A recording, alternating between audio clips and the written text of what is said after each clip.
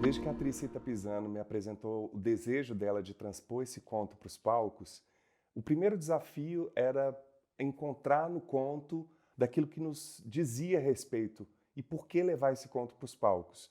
Outro desafio foi recriar ou criar a personagem feminina, que no conto é todo na primeira pessoa, a gente só tem a perspectiva do homem. Então, quem é essa mulher, o que ela pensa, como torná-la uma personagem igualitária e equânime para a dramaturgia em relação a esse homem, né, que propõe esse jogo, que propõe essas regras. E por último, e obviamente, transpor uma obra literária para uma obra teatral, né? Como fazer isso? O que daquelas poucas páginas desse conto do Julio Cortázar nos dizia a respeito para que a gente pudesse reconstruir ou recriar uma obra inspirada nesse conto que fosse atual, que fosse conectada à nossa realidade e que fosse também um depoimento dessa equipe de criação. Quais são as nossas questões colocadas naquela cena? E à medida que a gente foi aprofundando, não só nesse conto, mas também na obra do Cortázar, a gente foi entendendo que o jogo, obviamente, era o cerne, o objetivo, a coluna dessa obra. A gente percebeu que a gente queria falar de jogo como uma expressão de vínculo, de relacionar-se com o outro. Jogo não só num lugar de controle, mas num lugar de se expor afetivamente para as outras pessoas.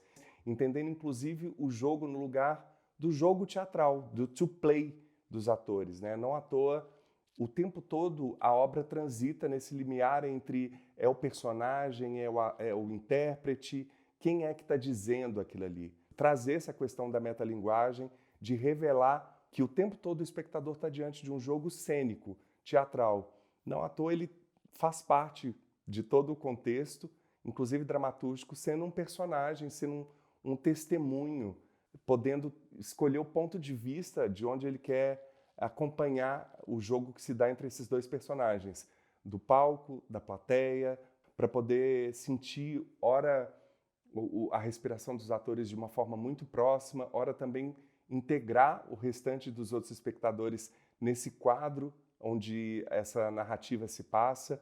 Me interessa muito entender o espectador como parte do jogo teatral e como parte fundamental do acontecimento teatral. O processo de criação dessa dramaturgia aconteceu ao longo de muito tempo, né, de encontros espaçados, e que foi muito importante para a gente também ir apurando, depurando, vendo aquilo que era essencial para o que a gente queria dizer com essa obra, que é entender esse jogo também como um lugar de exposição ao amor, de risco, de vulnerabilidade e de total falta de controle do acaso que a vida o tempo todo nos proporciona. E fui trazendo disparadores para eles poderem improvisar em sala de ensaio.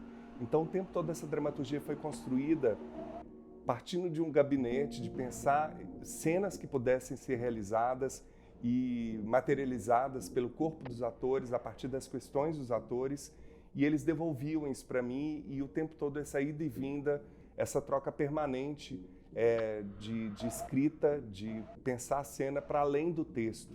A partir de jogos e brincadeiras de crianças, muitas vezes, que ali teria um elemento de dramaturgia, de encenação, que contemplava muito o que a gente queria dizer com esse espetáculo. Tendo a esse material agregado muitas referências pessoais, tanto de outros escritores, de outras obras, como também de filmes que estão presentes no espetáculo, não só por meio de diálogos, como também por um jogo que esses personagens propõem e que caracteriza muito a relação entre eles, como também na trilha sonora.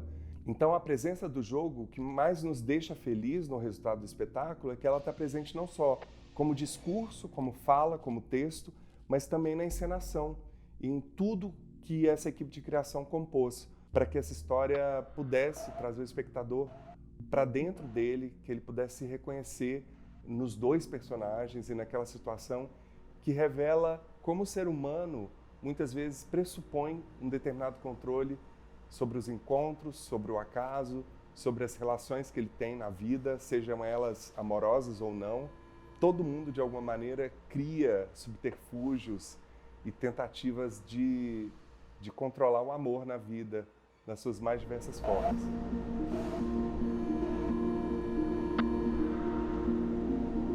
sempre me interessou muito no teatro essa capacidade de absorver outras linguagens, como a dança, o cinema, a literatura, a música, a moda, as artes plásticas. E nisso o corpo, como essa matéria-prima do intérprete, esse canal de conexão com o espectador nesse momento tão fugaz e tão efêmero que é o acontecimento teatral, ele se torna um elemento importantíssimo, né? Porque é através desse corpo que ele vai dialogar com toda a carpintaria cênica, né? Para mim sempre me interessou que um bom ator, com uma boa história, tudo que entrar nessa cena deve vir complementar esse duo potente e central para mim no teatro.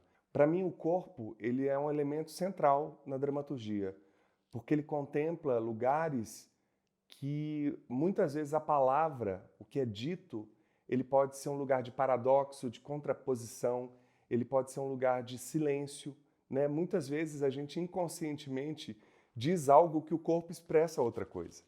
E nisso o gesto, a dança, o movimento, a energia da presença do ator, a liberdade desse corpo para se colocar na cena, principalmente num espetáculo que teve a sua origem na sala de ensaio, no improviso, na troca entre direção, dramaturgia e elenco, e como que cada um foi trazendo sua perspectiva, suas referências e seus olhares para que esse corpo tivesse imbuído dessa história, para que esse corpo também contasse essa história por meio do gesto, por meio da respiração.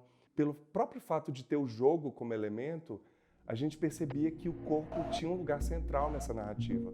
Não só pela relação com esse espaço, com esse tabuleiro, né, com esse vagão tabuleiro, entendendo também o palco como um lugar de jogo desse acontecimento cênico, de entender como um lugar de exposição dessas pessoas, de vulnerabilidade desses atores e intérpretes, em que eles se colocam também como persona, como pessoas que falam sobre si mesmos, protegidos por uma obra teatral, protegidas por uma ficção.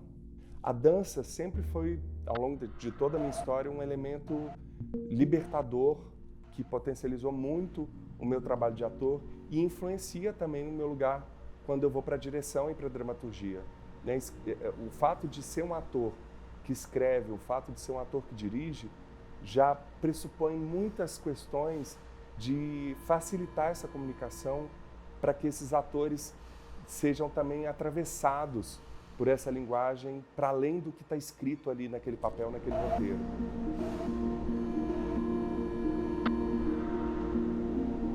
Armar é uma metáfora muito clara da nossa tentativa de controle sobre a vida, né?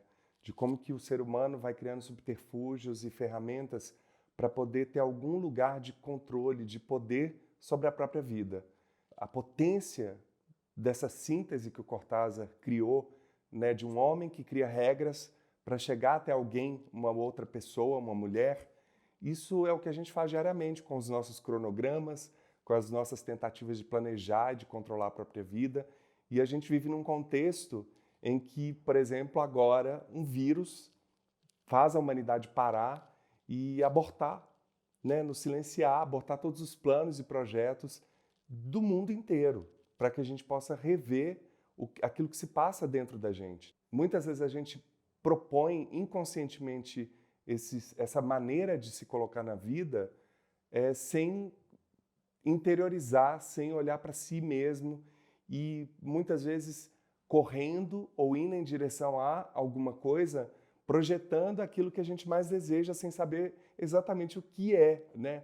O que cada um busca? O que você busca no outro? Está no outro realmente aquilo que te falta? Está no outro aquilo que realmente você deseja ter em você? Perguntas como essa foram avassaladoras durante o processo para que a gente pudesse olhar para si mesmos e se provocar também para ultrapassar o lugar de criar um espetáculo teatral e aproveitar esse momento de criação para que a gente também refletisse sobre a nossa condição no mundo. Como que algumas questões dispararam, inclusive, conflitos internos na gente, fizesse a gente rever muitas das maneiras como a gente se posiciona no mundo, como a gente se relaciona com o outro, nossa tentativa de controle e, principalmente, entender que existe uma potência nessa vulnerabilidade que é o acaso. Entender o acaso não como risco, mas como uma forma de também trazer para você aquilo que você não consegue ver de imediato. Quantas vezes a gente na vida cruzou com alguém em circunstâncias que nos propiciou encontros que potencializou muito o nosso crescimento, a nossa forma de olhar o mundo. E eu acho que a peça também é esse lugar para toda a equipe, de um lugar de encontro que nos fez rever o lugar do amor, o lugar dos afetos, para além das regras que a gente estabelece nesse jogo de se relacionar.